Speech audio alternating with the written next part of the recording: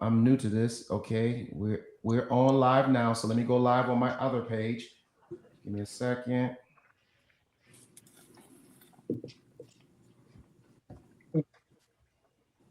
It's making me feel good as an influencer.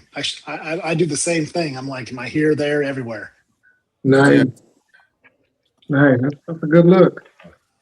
So, man, you have a real good radio voice, man. Do you do any radio at all? Me? Yeah. Oh, I was gonna say thank you. Myself? No. I've always been in the background. I was a personal concierge. I owned Rat Pack Concierge for a while. Then, like I said, I became. I got the names crossed up. I was meaning the other brother. Yes, sir. All right. Just trying to go live. Give me a second, fellas. Yeah, I know we're live now, but just bear with me. I'm trying to switch on the Instagram for whatever reason.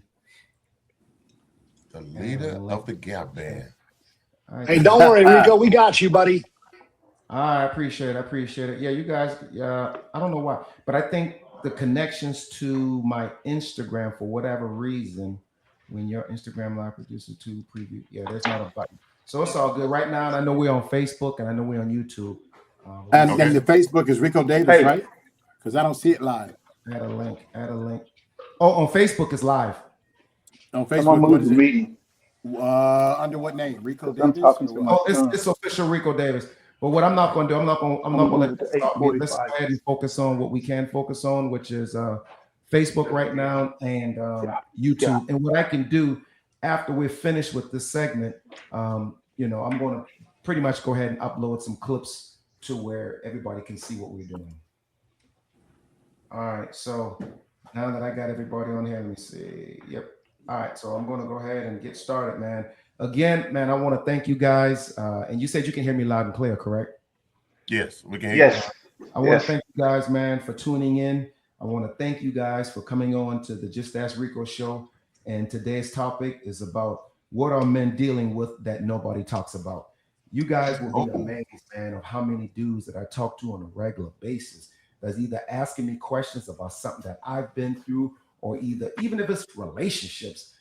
I get a lot of messages, man, and I just feel like, if I can create a platform, man, for other men to just open up about what they do. And also I just found out too that June is also men's mental health month.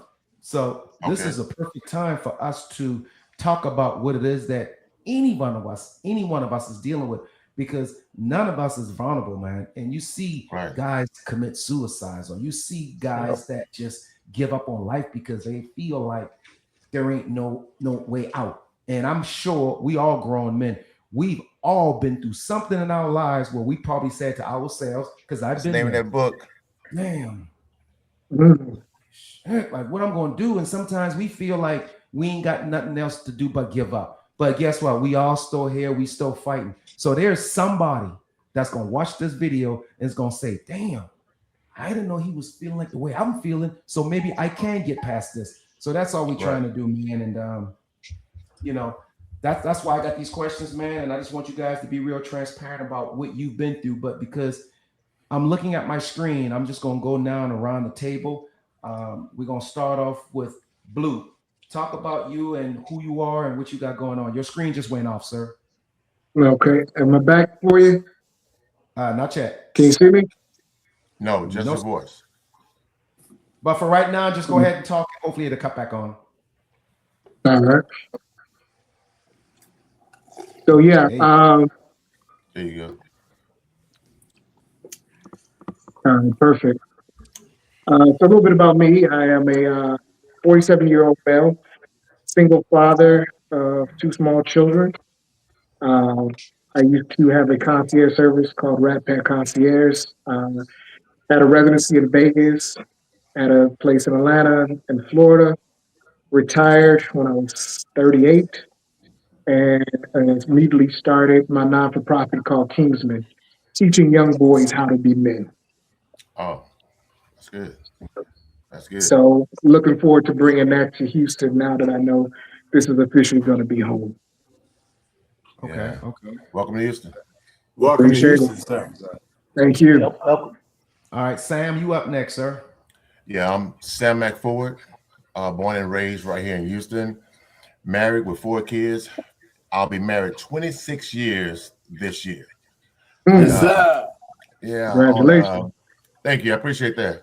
I own a senior care business, and I also own a company called Sam Mac Entertainment, where I've been promoting and doing events here in Houston since 1998, but professionally since the year of 2000. I've thrown massive events in Houston at some of the biggest facilities in Houston. And I try to keep life simple and fun, and anything that I can do to give back, everyone knows I'm involved. Love it. That's what's up. All right, next up, I see Trapper. Yo, Trapper Searles here, Scottsdale, Arizona. Originally from Wyoming, and then Denver for 23 years. Entrepreneur for life. Exited a company after 20 years just last year. Moved my wife and daughter and myself down to Scottsdale. And just launching a brand right now called Roar, Return on Relationships. And then the book I was holding up is super relevant to what we're talking about. The book I published in July of last year, bestseller, is called I Survived Suicide by Killing Myself.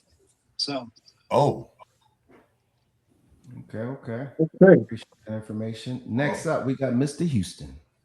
Yes, sir. Hey, everybody. God bless y'all. My name is Mr. Houston, also known as Kylan. I am a Texan by choice, born and raised in Arizona and California. Migrated to Texas about 35 years ago. And so since I've been here, I have formulated a company that is called the Kylan Entertainment Group, and as well as the Kylan Group, which is a commercial, mixed-use commercial. I'm known most for my music, and my music has opened doors. I have about 3 or 4 albums. I've done several television shows. I've worked with artists as Stevie Wonder, from Smokey Robinson, Take 6, the whole 9 yards. I've got a couple albums out. Just recently released a new single called Good Thing, y'all. You got to go check that out. Yeah. It's about love and relationships. Got 1.2 million streams on that. And really excited about that. Also got 2 motion pictures that I'm working on, and my soundtracks that are coming out. I'm releasing a new single July 3rd. It's a Southern Soul Country. And then I've also got some new music. I am the proud husband of a beautiful queen, proud father of 5 of my own children, 2 bonus children. And I am also just really excited about what God's doing in my life. And as of next week, I'll be officially going out on tour as the new lead singer for the infamous Gap Band. And so we're just That's right. Yeah, let's go. God bless. So God's opened that door with fellowshipping with those good gentlemen there, and keeping that music, the Burn Rubber Party Train thing outstanding. There you go. That's how we do it. So that's me. God bless y'all. So glad to be here with my brother Rico. All right. Up next, we got Bo, SPG in the building. Hey, Bo Arnold, born and raised in Tennessee, but been residing in Dallas, Texas for the last year. I own an entertainment company called Bo Entertainment, where I'm a promoter as well. I've had people like King George, Calvin Richardson, the PC Band, a lot of sales acts that I brought to Tennessee, and I'm looking forward to expanding it to Jackson. And like Rico says, I'm salt and pepper gang now, baby. Yes, sir. I'm trying to get there. I heard that. All right, fellas. So, of course, I didn't really say too much about myself. I mean, a lot of people, at least who's following me, kind of know my journey. What I am doing now is what I've been doing for almost over 30-something years, always giving back to the community. I'm always thinking about other people, but even before I even think about myself. And one of my latest projects, I always keep my hands in something. I always feel like this. You have to have 7 streams of income if you want to survive in today's society.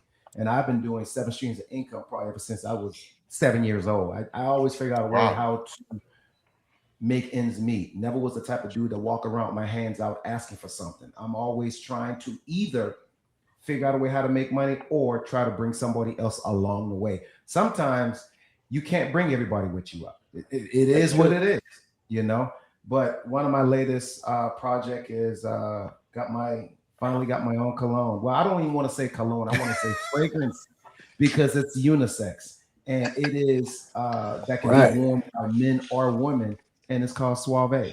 So I'm Suave. excited about that, man. And you know, here I am today. But we do have one more guest. Let me add him to the page, and he's going to be on the hot seat. Are you? All right, he's on the hot seat right now. We can go Trap. You up next. You can tell everybody a little bit about yourself, sir. I don't even hear them. Can you hear me? We can hear you. We can hear you and see you. Trap. You damn flies. Hey, he looks good. Yeah, I know. We can hear you. All right. He might come back on. Who said? But anyway, I think it's the fly that knocked him out. Hey, that fly got on that computer and said, nope. All right. So I'm going to go ahead and start off with the first question, fellas. And again, we're going to go around the table. We're going to start off with Blue, man. Like I said, I got 10 questions. Hopefully we can get to all 10, but if not, we're going to get to what we can get to because I'm not going to rush any of you guys, man, because you're being transparent and your answer is your answer. But what is something men are expected to handle in silence that most people never see? They're expected to handle the world. They're expected to handle the weight. They're expected to handle their emotions in silence. As many platforms, as they say, women say, hey, talk to me, speak to me. Men are afraid. Their emotions tend to get weaponized. People have no idea how much men carry in silence, how much burden. And I'm not just talking about physical, I'm talking about mental and emotional. Mm-hmm. Those are the things that men have to carry. We have to, know how to pay the bills and things of that nature and make everything look like it's okay. We're expected to make the ship look like it's a smooth running ship, even though there might be some holes in the hull. I think that's one of the biggest things, not having a space to release. I know we have some brothers here that are married, and I'm sure that they've discovered over the years they have a safe space with their partners. But a lot of men, they don't have that space. And if they do, they don't feel comfortable because of how we were raised. We weren't raised to share our load with women because that's not how they were designed. Yeah, That's not how who was designed. How women were designed to hold the burden of what men have to go through. You think about it, women are taught how to receive love and affection. They're not taught how to give it. They're taught what to expect. So when you think about a man having to go into that space, is it really there for them? And a lot of men will tell you no, whether it's on their own personal conviction. What do we talk? Men are not supposed to cry. Men are supposed to stay strong. We're supposed to pay the bills. I mean, great song, Music Soul Child made. I mean, that hit home. All right, now, how much of that do you think is self-inflicted? It's learned behavior, and then it becomes self-inflicted. Okay. Because I think we all have room in our life to where we can run to a brick wall and we need to open up to somebody or something like that. But prayer is always available. And God put this on us to lead, and we can't be put here to lead and then complain about wearing the crown. You know what I mean? Absolutely. Right. I agree. Right. Also, if I could add to that, a lot of black men that are providers, whenever we decide to open up to someone and talk about our burdens, we're looked at as a weakness. They look at us as a weakness. So we kind of try to keep that all in, and we're providers, we're a homemaker, we're a bill payer, we're a food provider, we're everything. Right. And people just don't understand that sometimes a black man needs to exhale. Just a space to say, you know what? I'm tired. I'm tired today. Can you take over for me? Today, I am tired. And when we think about leadership, like in the corporate world, a good leader knows how to delegate his position. But in relationships, and as a man, like you said, we're seen as weak if we try to delegate some of that space up. I'll give you an example. If I get with a woman and she's an account manager, her job is dealing with numbers. And if I know how to skim through, and then I meet someone who's in that as a leader, I should be able to say, baby, you handle the bills. I'm going to sit here with you, but you obviously have a better grasp on it than I do. But we don't Right. feel that we have that space a lot of times. You know, we feel because that's how we were taught from boys who didn't know how to be men. And so we have this misconception of what true manhood is, and we hold unnecessary burdens. Right. Okay.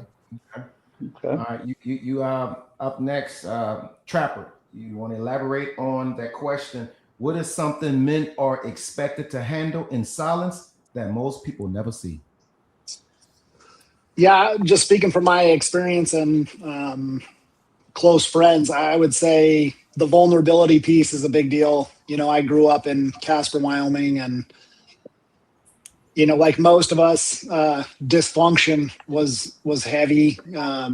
So like no male leadership role in my house. I mean, my parents were married their whole life, but my dad wasn't present, and he was an abusive alcoholic. And so, you know, growing up in that environment, I remember, you know, being 6 years old and watching my mom get thrown through a plate glass window. And then, you know, a few years later, trying to tell my parents at 13, like, you guys need to get a divorce. And so, you know, I think a lot of young men, you know, start out at 12, 13 years old, and there's no GPS system. A good friend of mine, actually, a couple of you guys might have met him or know him. His name's Anthony Russo. And, he actually said something that resonated with me recently is he kind of uses God as his GPS, Jesus as his GPS, because you know, I wasn't a very religious guy until recently. I'm on a pretty solid journey with Christ right now, and I kind of say this as far as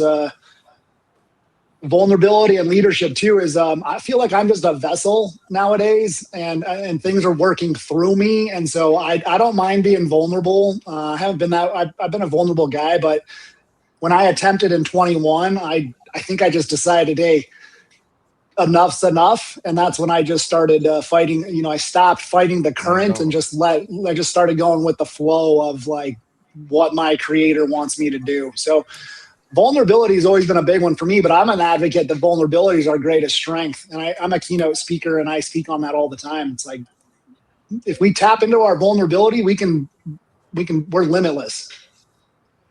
Thanks for sharing that message, man. What's your thought?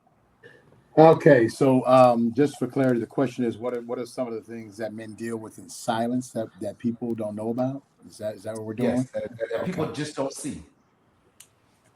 The fact that I don't know what I'm doing. Hey, Leslie. I'm living. No doubt. I'm required to be something. For most of us, we're required to be something we've never seen. And if we've seen it, it wasn't modeled correctly. What is a husband? Okay, check with this. Who showed us? Who showed us what that meant? What does it mean? Because it's not just providing. The warehouse supervisor. Yeah, it's not just providing. It's not just. I don't know which one here. I'm on the showing phone up. with my son right now, and I'll call you right back. Okay. The fact that, like our other brother said, there's no GPS. I would say there's no manual. What does it mean to be a man? What does it mean? Yeah, you're born male. Yeah, we know what our genitalia does. Yeah, we know, and I mean, there's so many things. Number one, we're dealt with a overwhelming responsibility to just know what we're doing and to suck it up. We're taught as young men that we are to be emotionless. Strength is in, hey, you're not hurt. What are you crying for? What are you doing? And then you're told that by either a mother or a father, in most cases a mother, because most of us didn't have dads that were in the home. Then now you're dealing with a situation to where now you're placed in a life and in a world where you're dealing with a woman in an intimate relationship. And the first thing she wants you to do is tell her how you feel. So now you've got 30 years of my feelings don't matter, function, provide, perform, show up, look the part, be strong, don't cry. And nobody cares that, hey, I don't know what I'm doing. I got these kids that I don't want to end up to be like me or my dad, or I don't even know how to be a father. I don't know how to be a husband. What is this role that I am supposed to know what the hell I'm doing? And who taught me? And did they really know what they was doing? The message is in that brother that came right before you. When he said he opened up and allowed God to have his way in his life, so, it would be nice for all of us to have a dad in our life. I didn't have one. That would be nice, but the Lord is our compass. And it's kind of hard to have this subject without bringing him into it. But no, it's impossible. I agree with you. Right. But if you're studying his word and you're trying to get that understanding of his word, and then you have a group like we have here today, or we have, you have ministers and brothers and things like that you can turn to, you can pick up on how to guide this thing we call life. Yeah, totally. Well, I agree with that. Let me tell you, listen, I'm probably the most religious. I wouldn't say religious, but I'm probably the most person that's been in ministry. I've been in ministry over 40 years, 38 years as a worship pastor, and five years as a pastor. I'm still involved in ministry. This is what I've learned, is that I've learned that church people and churches teach a mentality that is turn it over to God. But no, what you really need to do is you need to deal with your esteem issues. You really need to deal with the fact that you're emotionally distraught, or you emotionally don't know how to communicate. Scriptures don't teach you how to communicate. Yeah. How do I talk when I am angry? How do I manage my budget?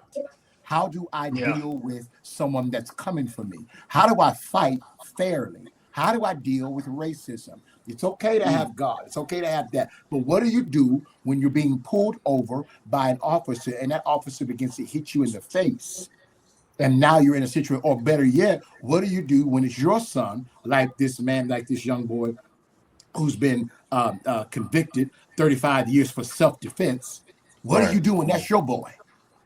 Yeah. You know what I'm saying? That's real. And the reality of it is we need a system like this show tonight that gives accountability and tools. Hey, listen, live off of 60% of your income. Stuff like that. Learn how that when your woman is upset with you, learn how not to match her energy. Stuff like that, Can I dive in and share something real quick? You guys have me think of something here real quick. So I'm working on a book right now called Blind Expectations, and you started chatting about it here for a minute, but there's a concept that I came up with where when we meet somebody we know is going to be important to us in our lives, we create a judgment, we create an expectation for them about us, and they don't know anything about it. And so what happens is, because of that lack of alignment and communication, we start living our life according to that expectation that doesn't exist. And I use the analogy that we start climbing a mountain that has no top. And then because men are taught to just keep going, keep grinding, don't show your emotions, as we keep climbing this mountain, we just feel like we're not gaining any ground. I'm speaking for myself, but it is pretty relative to a lot of people that I've spoken to. And a lot of it is when we get into a relationship that's significant, especially marriage. I'm going on 20 years with my wife, and we've been through just about everything you can think of. Congratulations. Thank you. And yeah, it's been tough, but it is what it is. However, I don't think her and I started communicating in alignment until like 3 years ago. Okay. And we didn't start communicating in alignment until after my wife had a traumatic brain injury and was in the hospital for 180 days. And so a lot of people don't understand how important it is right out the gate to be honest, have integrity, communicate your truth. And if there's no alignment there, that's okay. Like, you don't have to put on some, blindfold to like please somebody. You just need to try to work your way through life with alignment in what's important to you. So I just wanted to share that. All you brothers have said something amazing. So the question would be to that though, because you guys are all pretty much on the same page. How do you get a man to step outside of the lie that we were taught and that we perpetuated as we got older, which is these false identities of what manhood really is? If we don't acknowledge the fact that we don't know anything because we're still in that place where we feel we're on autopilot and have to pretend as if we have all the answers, then where does that put that man? Well, you just have to be strong enough you have to be strong enough We to gotta set the start taking tone. we gotta start taking accountability, man. That's right. And Hey, hey. y'all spoke about God, and I was just sitting back. I know y'all was speaking on like, the Bible teaches you this, but it don't teach you this. If you really study it, it's a lot of things that book do teach you and show you. It's just you got to read it. The Bible tells you how to move just like it told the people in the Old Testament how to move. Everything run parallel to today, right? So when it comes to even speaking on the brother that unfortunately got found guilty, I had a moment because I got black boys, right? But the bigger conversation is not injustice. The jury is deeper than that. The bigger takeaway from that boy's story, and it took me days to think about it. The biggest takeaway is I had a conversation with my sons, and I was like, listen, as black men, we need to start teaching one another how to respond versus react, because they already think that we naturally just react to everything.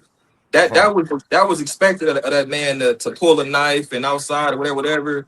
And I had multiple different questions on why he had it, But the bigger conversation for me was like, yeah, it happened how it happened. But when I say accountability, I always take that plane first, because anybody who follow God, go to therapy, know that if you come at God about people, God deal with you first before That's he it. deal with anybody else. He You deal with you first, better say that again. right? That's The therapy, the therapy the same way. When Right. you go to therapy, she start from the beginning. I don't care how old you are. Any therapist be like, you know what? How was your childhood? It's a reason they go back that far. You know what I Right. mean? So our problem is that's why you see more black women in church than black men. We don't want to follow nothing. We don't want that umbrella of God hanging over our head. That's a real thing. That's Like real I told talk. my sister, I said, when you meeting the man, you got to ask that man who he follow. It's important for you Right. to understand who this man follow. If you leading him, or that's the blind leading the blind, that man has to be following God, because like I told my sister, you not submitting to him as a person and the material things in the car. You submit to the God inside of him, and that's important. Right. And that's where it starts. And I think that's what we got to get back to, because the I time agree. we get now, we really going off of the complete opposite of what God say. The complete Yeah. That opposite. So it's why either you we go back to what the teachings say, or we make our own version of what the word of God means. That's where it Right. starts. We got to get back to how grandma and them was following God, and how they did things. Like I seen my grandma turn the other cheek a million different times.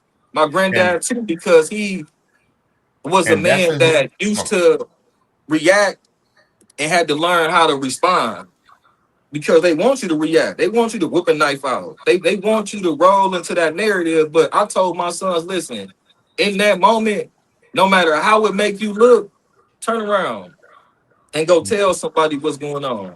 Yeah, Yeah. I think Right? you're right. If just to chime in there. So when we're talking about like our kids in general, I mean, young men. I have a 14-year-old daughter.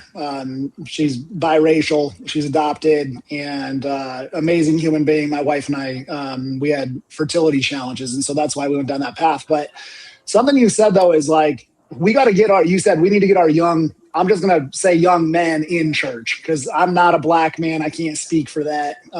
So, I mean, I'm just here to support and listen the best I can. Hey, but you a child of God, man. It ain't even no color to it. That's just, I'm just speaking from, you know, but I am salt. I am the window salt I'm pepper. looking I got out some of. salt You and get pepper what I'm going, baby, saying? right here. I got salt and pepper.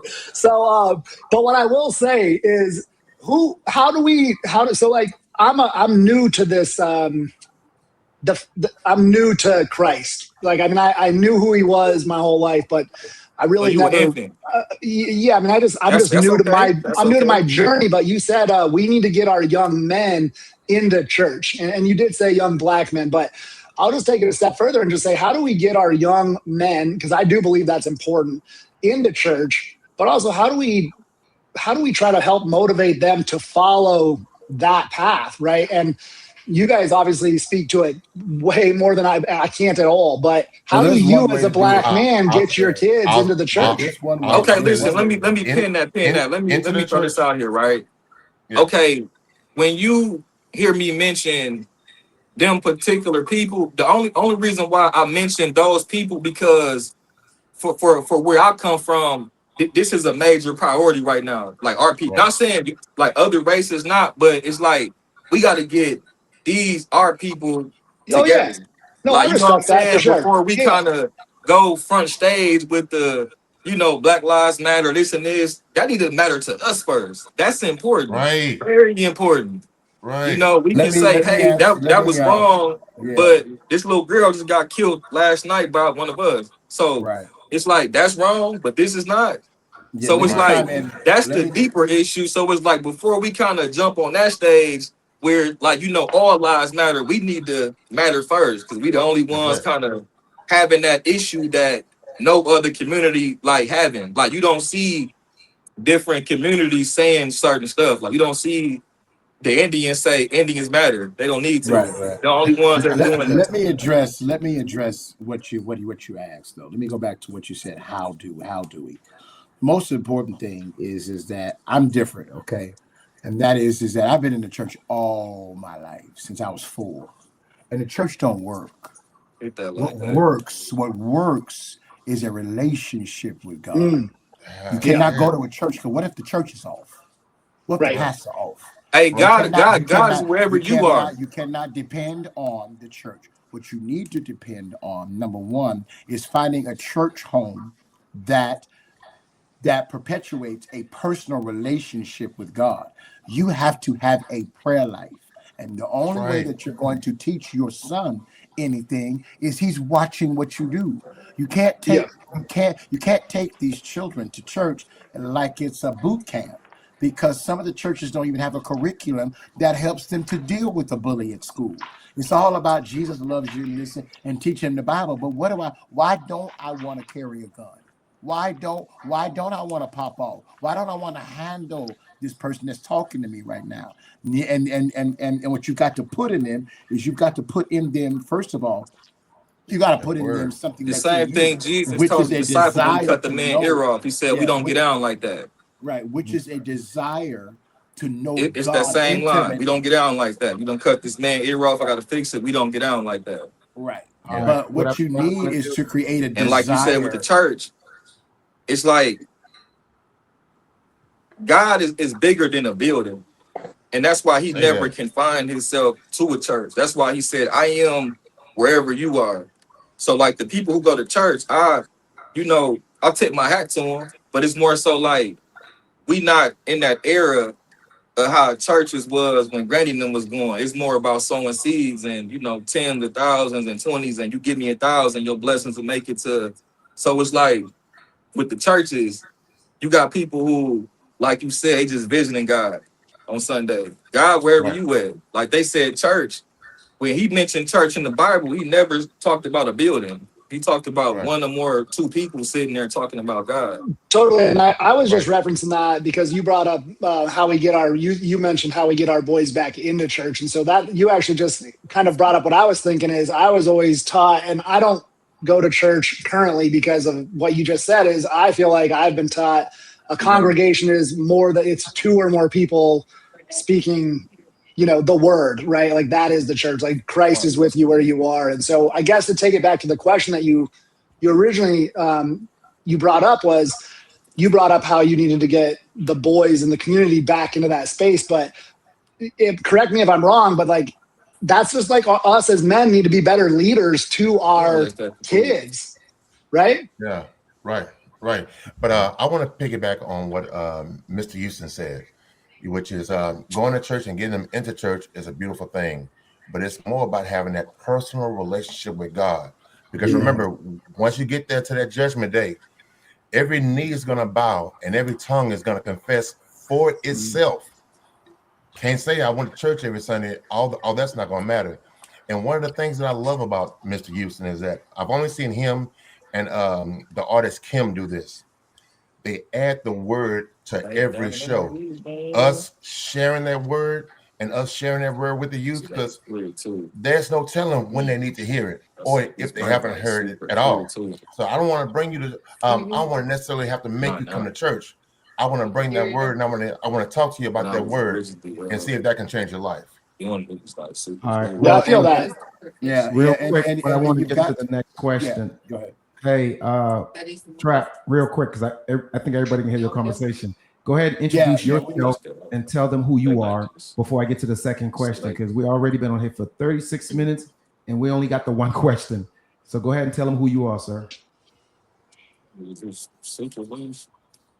Trap. Hello. Are you talking to me? No. Trap Therapy down at the bottom. I know we got the same name. He doesn't even know that. I don't think. Yeah. You Trapper, but he got Trap Therapy. So All right, go to the next question. I'm just going to go ahead and put him on mute real quick because I don't know if he can even hear us. All right. All right. Okay, so now the second question is, and then we're going to have Blue answer this. When was the last time you felt truly heard, not judged, fixed, or criticized, but genuinely heard? When is the last time I feel heard, whether it was fixed or criticized?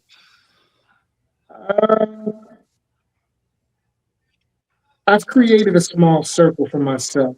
I'd say last year. One of my partners is a big therapist here in Houston. So I'll be stealing my free therapy from him. Okay. But he definitely, we've tried to create a space where all the football dads meet up outside of football and have these powwows like we're having right now, picking topics and issues. And it definitely helps I think for everyone who attends when we do have them. We're able to vent and, you find yourself not alone. Okay. It's something when it's that camaraderie of understanding, someone who can identify with what you've been through. Women can't really do that. It might look like it on the surface, but underneath we share different ideologies.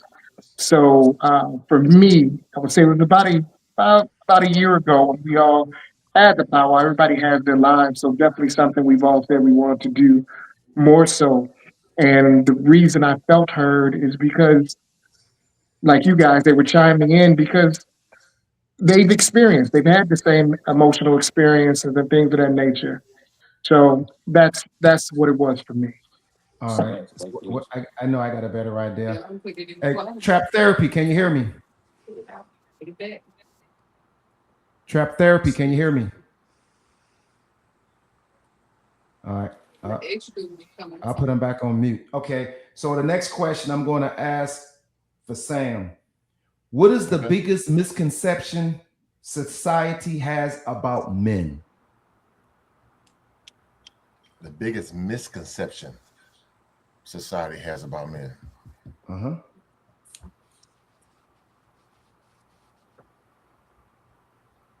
I'm not sure, man. To be honest with you, I'm not sure. I don't really think that men have been given a bad rap. We run everything.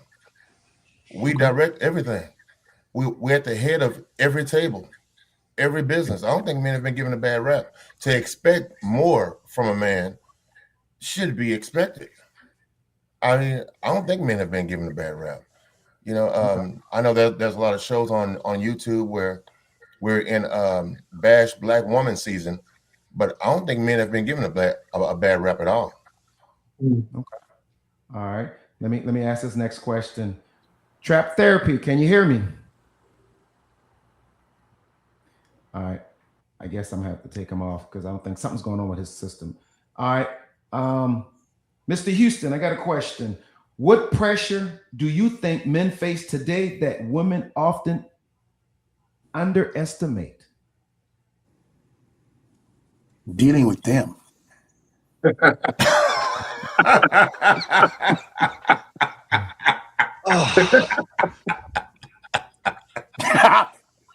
I don't think I was supposed to laugh that hard at that. Oh, really? You don't understand how toxic and difficult it is to deal with you. I love you. I can't live without you. But I swear to God, your mind don't work sometimes. You say something, then you forget you said it, and you swear up and down you didn't say it. And then all of a sudden, everything that I just said about you, now you're saying that's me. And it's right. Yeah, you ain't wrong. Yeah, and then it becomes a comparison. And then when I am emotional, then you tell me, first of all, well, you acting like, you got feelings. Well, we don't need, okay. And I hate for anyone to say, try to tell me how to be a man. Okay. What man have you been? And what book did you write? And I learned a long time ago, when someone gives you their opinion, take into consideration their history. Oh, yeah. If a broke person is telling you, you don't need to be spending that. Really? What? Show me your income tax. Because I need to feel that you are at least either if you're not credible, in other words, qualified to talk about this topic. But let me ask you, be sensitive to the fact that you might need to leave a little room for you to be wrong.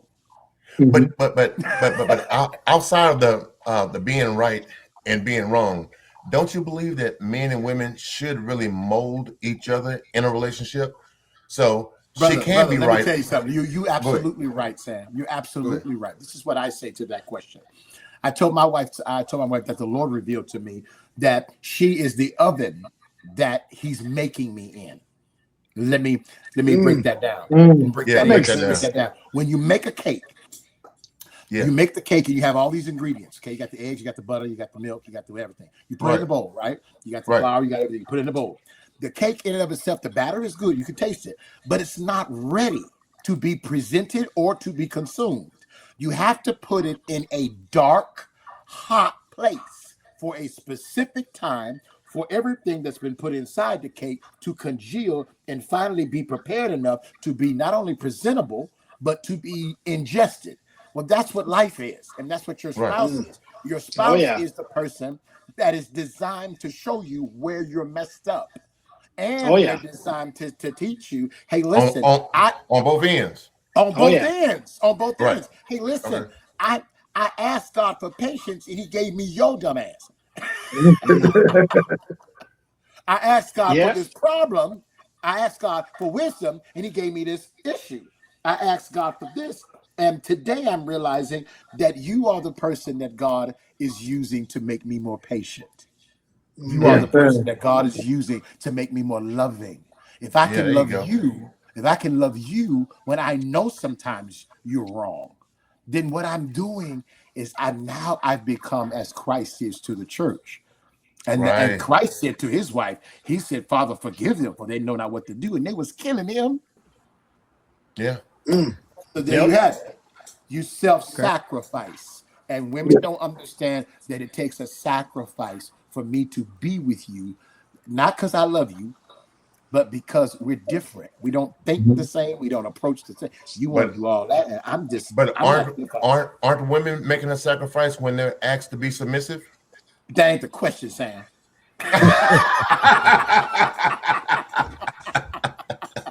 All right.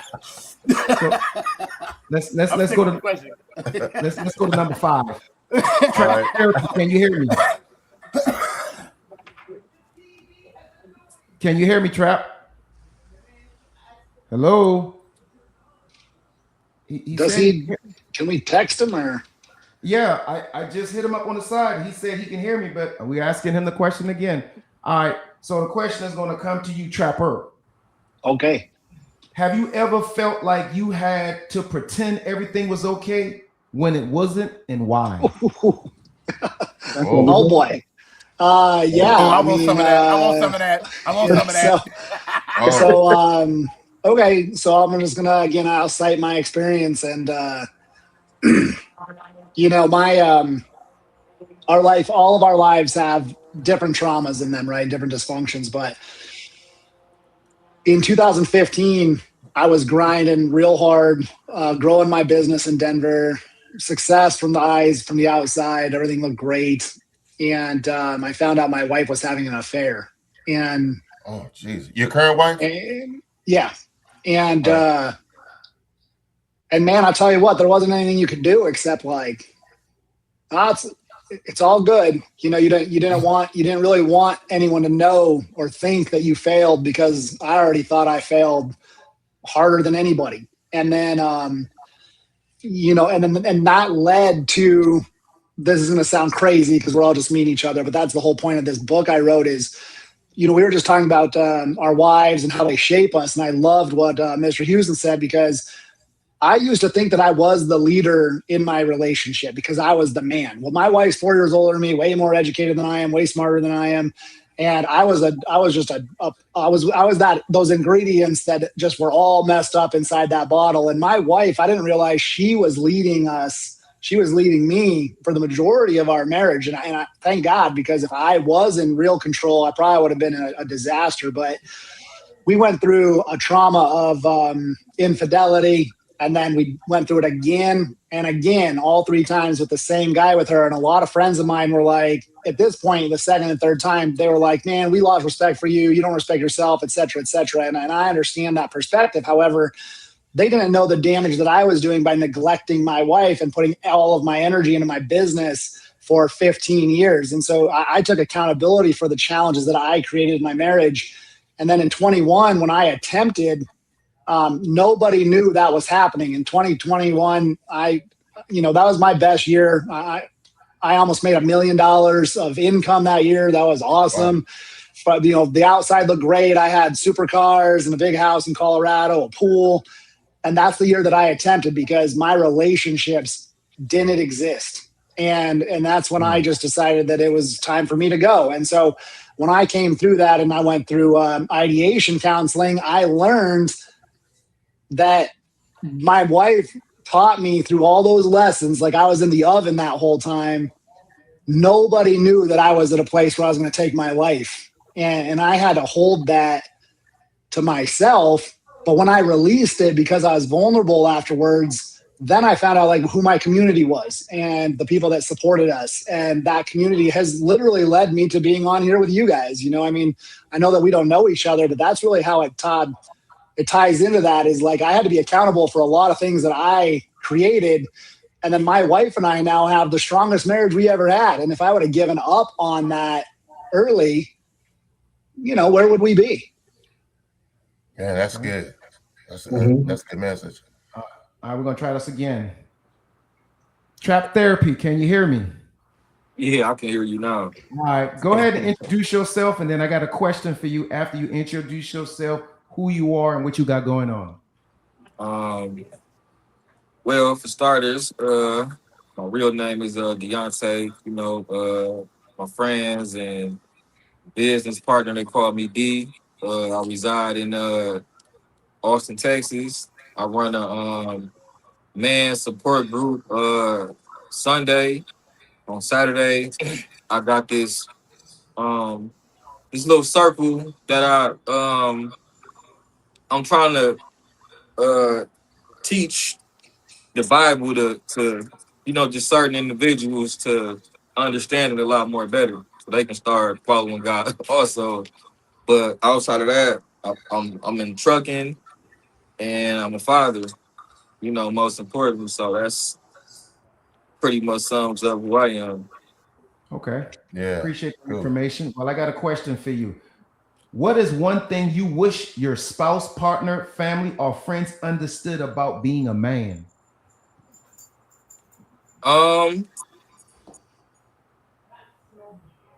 That we not shells. We eat, sleep, breathe, sweat, think, and feel just like them.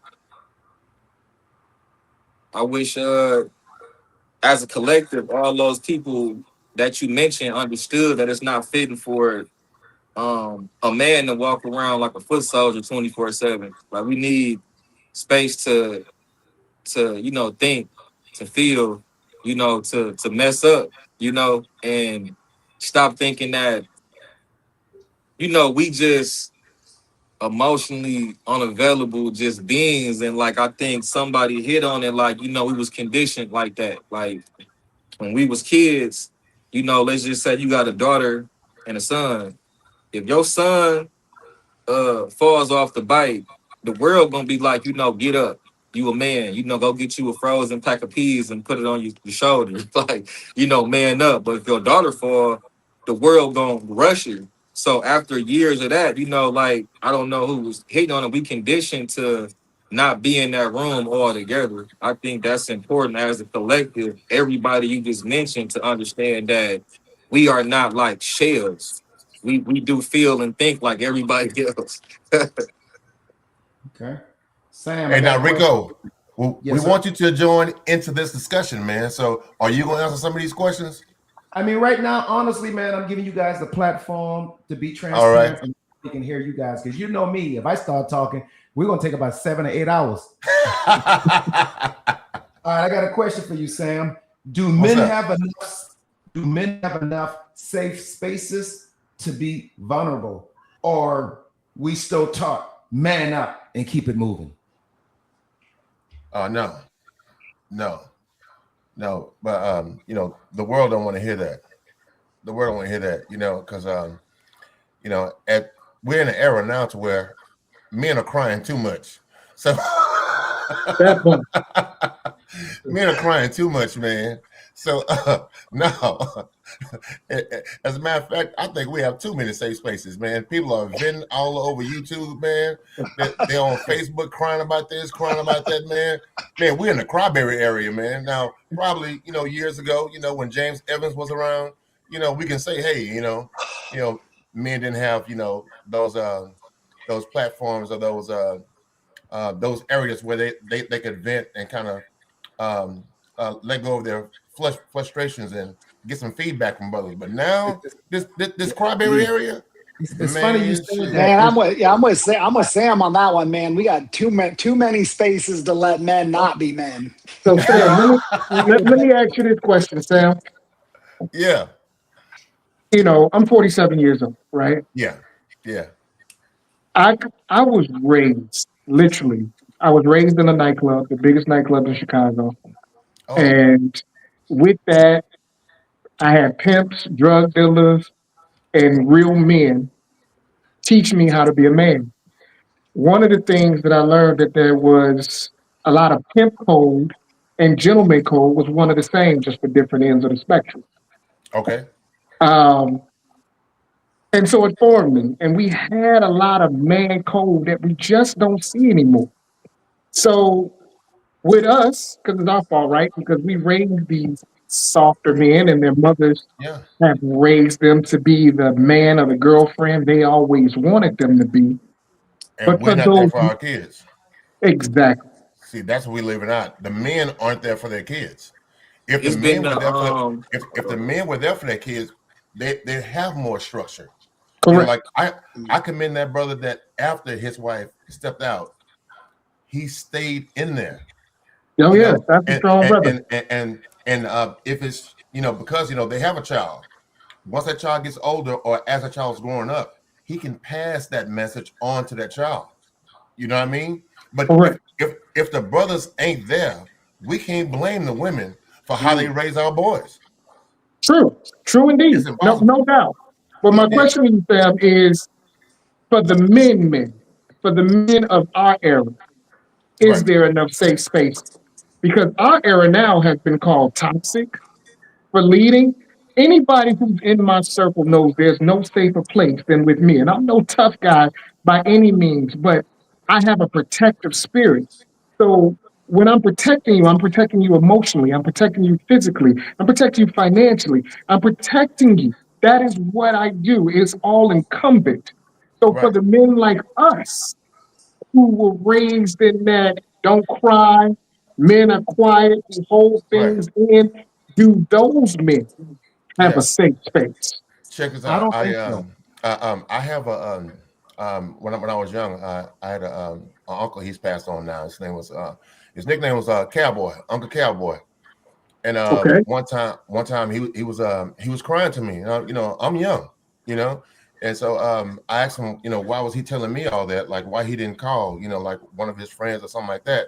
And he said because his friends didn't want to hear that, and I understood that. But like me right now, I can get on the phone. I can call Mr. Houston, and we finna have a 2-hour conversation, and he finna run down to me how good God is and the way that we should look at this thing, and don't view it like this. You should view it like that. I can call up Rico and say, hey, Rico, whenever you get done with the salt and pepper tour, there's something I got to talk to you about. So we have avenues now. We got plenty of them. But and some of these guys are just jumping on here and then they're crying to their girl. Now women want you to come to them, and women want you to open up, but no woman wants to cry, baby. Your ass crying all the time. Ain't nobody want that. I would say there's always something wrong with you. Space. Hey, I got something to say on that piece right there. When you spoke about the woman part, right? I recently had this conversation with a few guys, right? Because they were sitting there talking about the same thing, like, yeah, man, we can't vent to our woman and this and this. I said, no, it ain't that. I'm gonna tell you the truth, and this is a part of going back to the accountability piece. I said women do ask, but the biggest lie that we ever tell women is that we okay and we fine. So is it that they not open, or we just not telling them? We still being this shell where it's like they ask. Trust me, they ask. It's just we sit there and be broken glass inside and still be like, oh no, I'm good. She was like, you sure? Yeah, I'm straight. So it's like at what point we gonna start being honest? Like, hey, this is what's going on.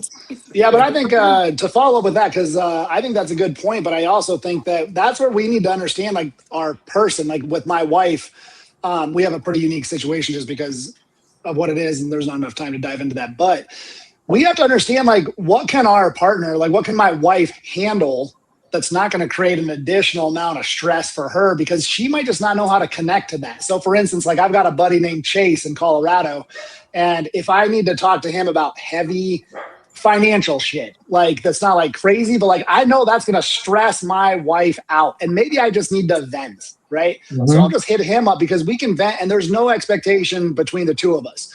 If I go to my wife and I'm venting, she thinks that our life is falling apart. So I think that there's a matter of understanding, like, what is my partner here for? What can they handle? What isn't going to create, I deal with people, and my whole job is not creating objections that don't exist, right? Like, I help companies not create objections that don't exist. So when I go to my wife, I already know, hey, my wife can handle this information that I'm about to drop on her, and she can help me get through it together.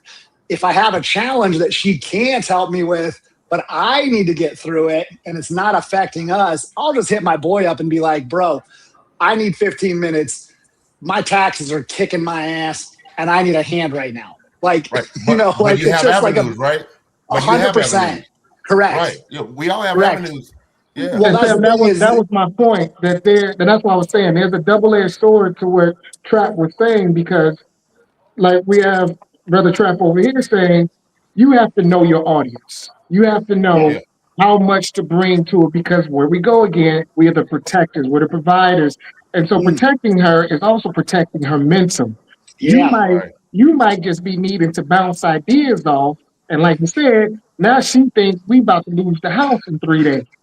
That's not Totally. what you Yeah, were yeah, trying to say. you gotta You were know. trying to say, Yeah, like, you yo, gotta I be. got other avenues going on in my head, and I'm trying to figure out where to put what place and what. But the other part of that sword is men suffer from the superhero syndrome. We sit up here and act like we are Incredible Hulk, we are Superman, and we're, putting that mask on and taking it off. No, we're Well, not see, but Clark that, Kent. Yeah. Clark Kent, but it we gotta wasn't the address real that. guy. Superman was the real guy. When it comes to us, we're the real Clark Kent, and we're putting on a Halloween costume that says we got it all. You Yeah. see You what know I'm what, saying? brother? Let me chime in on. Let me chime in on that. Let me chime in on that. Everything you're saying is so factual. But here's the deal, guys. Here's the deal, because I hear so many different things. Here's the deal. There is no map. There is no right way or wrong way. You've got to learn that you got to learn your specific situation. And the most important thing is that we got a lot of opinions, but the reality of it is, guys, none of us were taught. We weren't taught. And we're married to Absolutely. women who weren't taught. We as men weren't taught to talk about our emotions, and women weren't taught to have a man talk about. So then you've Now, got you're not saying it as an excuse, right? no, not an excuse, as a Okay. reality. Because here is the thing. That's a fact, though. It's a straight fact, and that fact But leads not to being the taught result. is not a reason. No, you're right. You're right. Hey, Like, But but you like, only you there's only you something that's only called. you only know Hold on. what you know, Let me get it though. out. Let me get it out. Let me get it out. There's okay. something that's called cause and effect. And it doesn't matter whether you're taught or whether you're not. There's something that's called the number one reason why men don't do certain things is because we're not received. It's not a safe place, or we were taught to avoid anything that's emotional. We only function as a general rule of thumb. What do you bring to the table, or what table are you bringing? This is not about how you feel and things. And so you've got a culture and a society that has never taught men to be open. Now, six out of 8 men won't go to counseling because they feel it's intrusive, because nobody's ever taught them to talk. So how do you get a man that's in his 30s and 40s that has never talked about his emotions, never Right. talked But about I don't this? want to. I don't want to operate under the premises that if we wasn't taught it, then therefore we can just be. But Sam, go ahead. because see, let me make this point real quick. Because see, I had a stepdad in my life for a while. For like for some years, and he used to, when I was young, he used to beat the shit out of my mom. Now I can't grow up and put my hands on my wife, anytime there's a conflict or something like that, because of what I was taught. So so from what I've seen, it's on me to correct that and learn what I need to learn, what I need But to know. there's a gap with that analogy. A good husband, a good father. It's on me to go pick that up. Though. There's a gap. Yeah, but you're right. to both of you.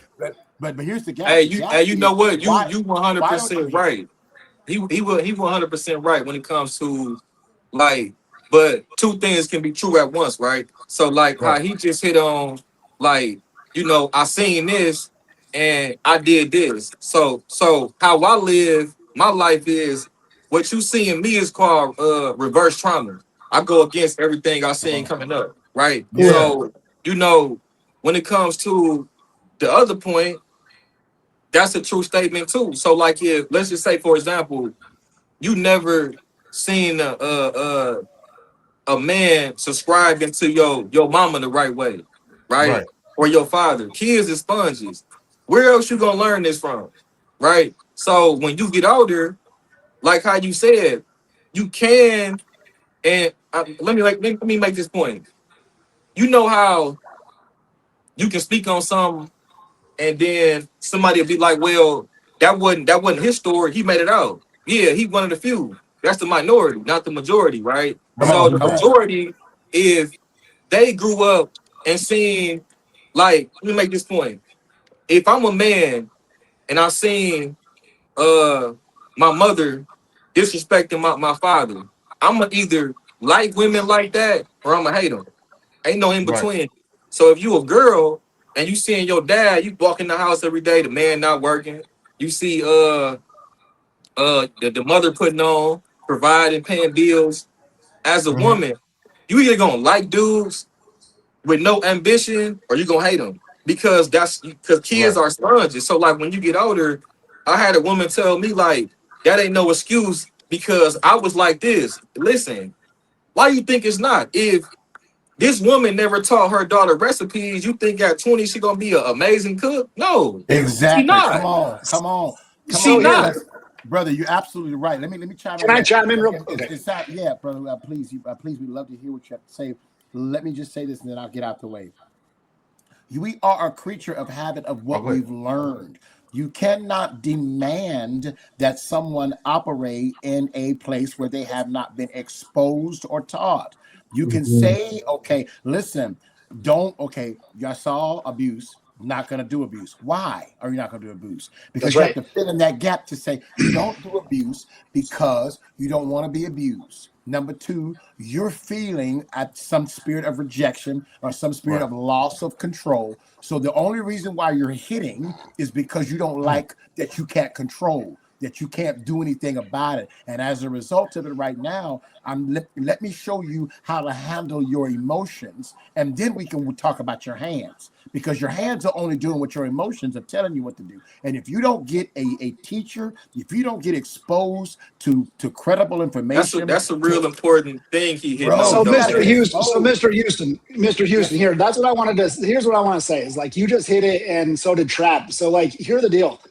We are a product of our environment. We're a sponge and that's fine. However, when we mature and our frontal lobe is grown and we can recognize in ourselves that we aren't how we should be, or people that are important to us, or we want to be important to us, or that we perceive as normal, say, hey, you need to work on that.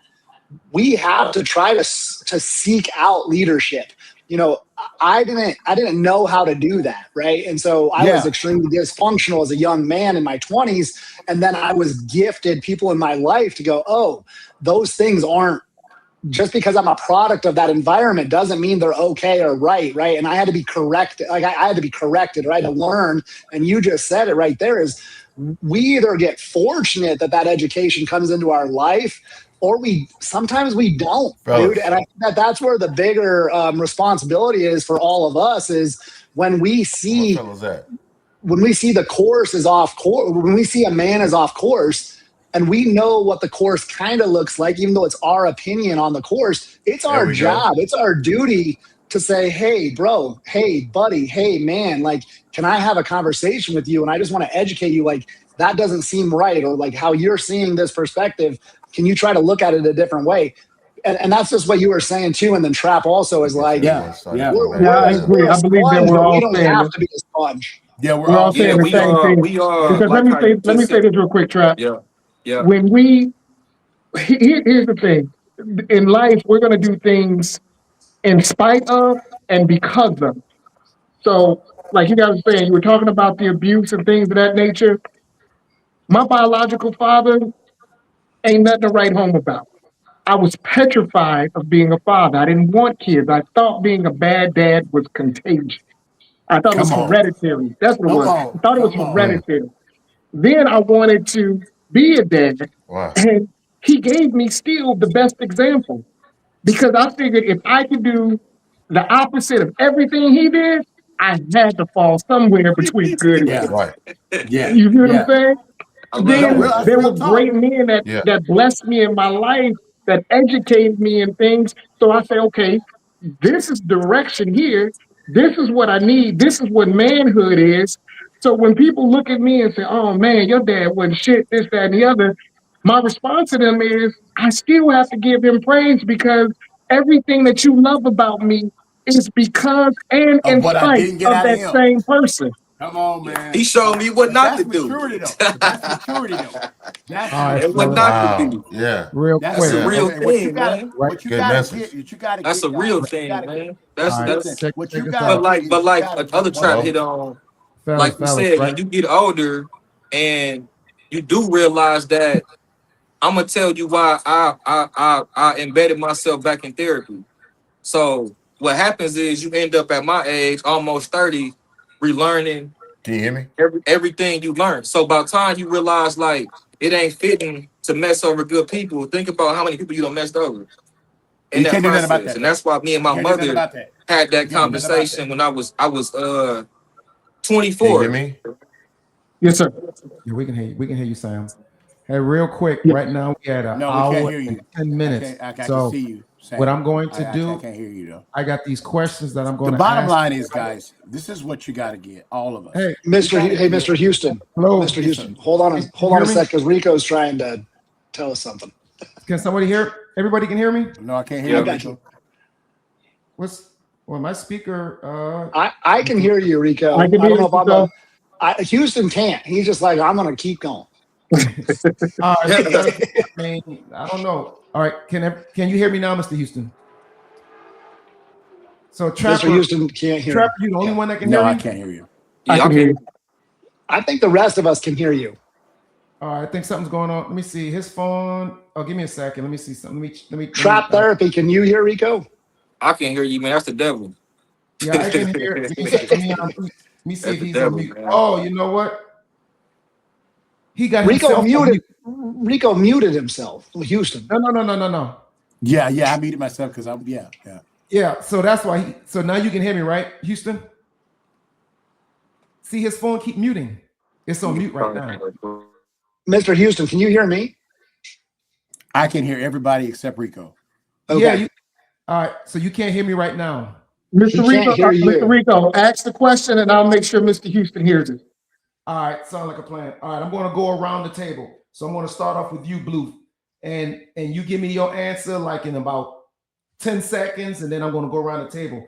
So, Blue, if you could talk to your 20-year-old self for 1 minute, what advice would you give him now? The question, Mr. Houston, is if I could talk to myself for my 20-year-old self for 1 minute, what advice would I give him? The advice I would give him is keep going. Your success is right on the other side of your struggles. There's a lot of opportunities I missed because of fear, and I've learned to not run from my fears, but I actually run to my fears. I don't know how healthy that is, but that's been my success in life as we speak. So I would tell them anything that you're afraid of, run to it. Okay. All right. Well, I'm Next actually question. say that's Same question, that's it. Trapper. If you could talk to yourself, if you could talk to your 20-year-old self for 1 minute, what advice would you give him now? I would give him the advice to really take in the moments with every single person that was important to me at 20 years old. I would really want to embrace people's presence more. Okay. Mr. Houston, can y'all tell him it's his time to answer that question? Mr. Houston, it's your turn to answer the question of what will you tell your, if you had a minute, what would you tell your 20-year-old self today?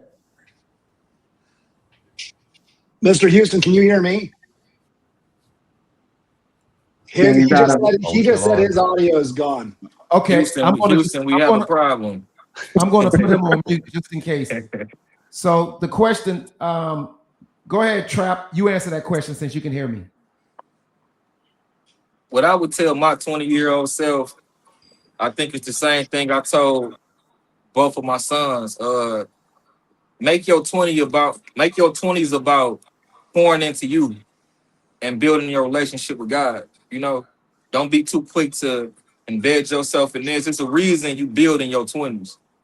Even if, you know, I didn't take that path and I turned out okay, I still don't recommend my sons or my 20-year-old self to take the path that I did take in my 20s. Make your 20s about building, about getting to that point where you can lead a woman, you can lead a family. That's what your whole 20s about. I would tell my 20-year-old self to build and gain the tools you're gonna need in your 30s and your 40s. Okay. Well, hopefully Sam comes back on and I'll ask him that question. But I'm Sam going to go is back. here. Can you hear me, Rico, Sam? Sam, can you hear me, Sam? All right, let me go and ask you this question, Blue. Who checks on the man that always checking on everybody else? Who checks on a man that's always checking on everybody else? I think that man has to make room to check on himself. I think that man, I know I look in the mirror and I give myself personal affirmations. I make my children do it. I tell myself that I am great. I tell myself that I am strong. I'm telling myself that I have it. And I have to do that without shying away.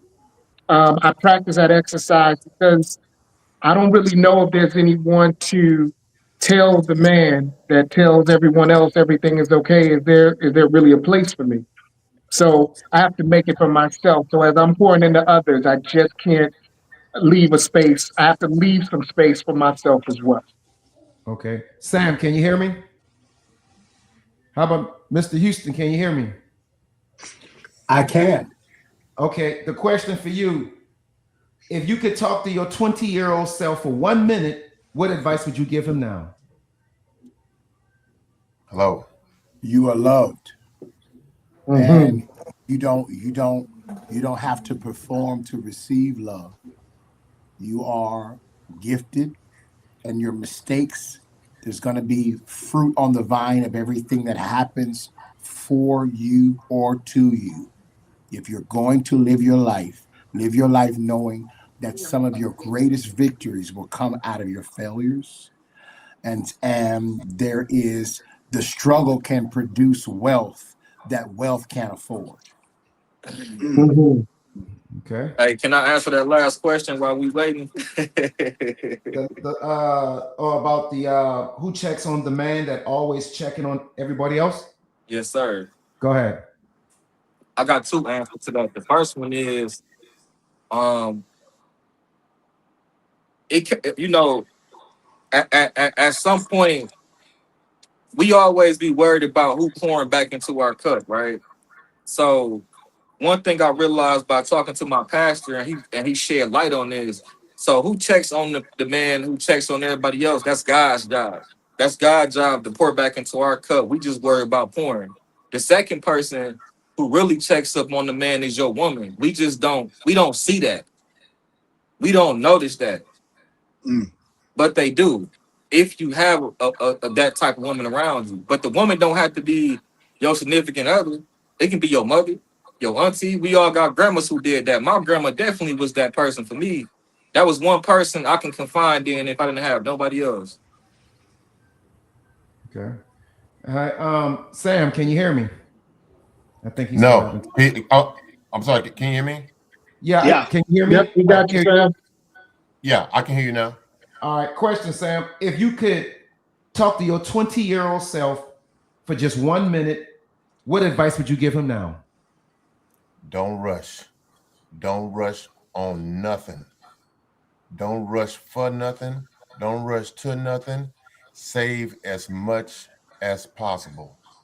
Nothing is worth you having to sacrifice anything or put yourself in an uncomfortable position or putting unnecessary pressure on yourself or your family. Don't rush anything. Take your time. Listen to what God is saying to you in your heart and move forward. Okay. Well, again, fellas, I believe I asked everybody that last question except Sam. And the last question, Sam, can you hear me? We just started buffering. Yeah. Well, Hey, anyway, Rico, could I answer that last one about who checks on the checker? yes, sir. So I'm going to give a little backstory just real quick. I'll make it fast. So I attempted in September of 21. My adopted daughter that we were there when she was born, Jaden, she called and saved my life in the middle of the attempt. 7 months later, my wife had a ruptured brain aneurysm and ended up in the hospital for 180 days. 9 brain surgeries and a whirlwind of change of life. My wife was the one who, even though we went through a lot, she would check on the checker because I was the checker. But When my wife came out of the hospital, she has a speech disorder called aphasia. So she cannot talk like we do. It is a very broken language that my daughter and I have had to learn how to communicate with. However, my wife's family was very close to me, and they've supported us through everything we've gone through. My father-in-law died in 2010, but my mother-in-law, when my wife was in the hospital, my mother-in-law, she would check on me all the time because they live out of state. They live in Seattle. We lived in Denver when my wife was in the hospital. And my mother-in-law would literally just call him and say, "Hey, Trap, like, you're doing a great job. How are you doing? How are you holding up? You know, we appreciate you. We appreciate everything you're doing." And then when my wife came home, I had to become her caregiver. And a lot of people don't understand what that means. And you might think you do, but if you haven't been a caregiver to your spouse, you don't know what that means. So I'll just say that very bluntly. But my mother-in-law, I just told her, I said, there was a point where I was like, "Hey, I appreciate you checking on me. And if you don't mind, just keep doing it." I think it's our responsibility sometimes to say, "Hey, we do need somebody to check on us," right? Yes. Okay. All right. Let me see. Look like Sam's trying to get back on. I'm going to ask him that last question, then we're going to wrap it up. All right. Can you hear me, Sam? Can you hear me, Sam? All right. So last but not least, Blue, how people can find you, man, if they want to look you up on social media. On TikTok, it is Blue Davis 001. On Instagram, it's Blue Star 001. Okay. Sam, can you hear me? I can. Can you hear me? Yes, sir. I'm going to ask you that last question. Who checks on the man that always checking on everybody else? The Lord. And if you got a good woman, her. Man, That's the same answer. Who said that? Was it Trap or Trapper? Yeah, I like that he said God first. That's important, man. That's the head. That's what's up. Yeah. All right. You know, Hey, a lot of men don't understand that sometimes all you're going to have is the Lord. Yeah. You know, and he wants you to lean on him and not lean on your own understanding. Yep. All right, Sam. How can people find you? Oh, I'm Sam McFord on Facebook, Instagram, either. I mean, my phone number is 713-201-4040.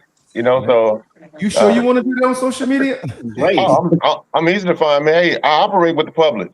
My number's everywhere. All right. Sam, brothers, make sure we all link up and I get y'all info. Oh, no doubt. And y'all No hear me? doubt. And you, Trapper. Yeah, so The on other Trapper? socials, yeah, so I Trapper. So Can y'all hear socials me? is just, yeah, I got you. Can you hear me? Go ahead, Trapper. Okay, can you hear me?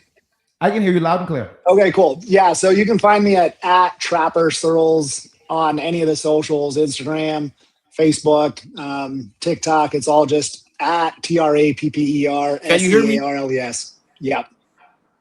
All right. But I would love to connect with you guys. Rico, can you, like, in our text or in, like, on that IG strand, can you just send us contact so we can link up? Oh, that'd be real good. All right. Trap Therapy. Can you hear me? Yes, sir. Yeah, right. I can. How can people find you? You can find me on TikTok, Facebook, or YouTube at Trap Therapy. I got a podcast called 10 Minutes in the Trap, and I also got a series called 10 Minutes of Trauma that's about to drop tomorrow, episode 1. Okay. Man, send us that link, man. 10 minutes in the trap. I want to hear that. All right. But again, fellas, I want to thank you guys for tuning in to the Just Ask Rico show. I'm just hoping that a lot of the things that you guys are saying, no, I ain't hoping. I know it's going to make a difference in a lot of these other men's lives because there are so many men that's going to be watching the show. Some of them don't want to say anything because, like we all talked about, we are supposed to show that we're strong, that we're a soldier, that we can't be hurt, you know, but we can, you know, and that's the reason why there's so many suicide, because we keep things trapped in for so long that the only way we feel out is to get rid of ourselves. So, man, we have to find a safe space. Can y'all hear me? Yeah, we have Yeah. to find a safe space for all men to be able to come to and express what it is that they're dealing with, man. So again, I want to thank you guys first, man. I appreciate it, and I'm going to be doing this a lot. I'm always going to keep changing the topic up every week. So definitely, man, if you guys, need anything or you want, connections or collaboration on something, let me know, man. That's what I'm here for, man. Man, Rico, this was nice, man. Thanks for allowing me to be a part of the conversation today. All right. Yeah, likewise, Rico. Appreciate you. All right, and when I get these clips out and everything like that, I'm going to shoot it to you guys as well. And I'll make sure everybody got everybody's contact information on here as well. All right, fellas? Sounds good. That'd be dope. Take it easy, man. All right, man. All right, later. All right.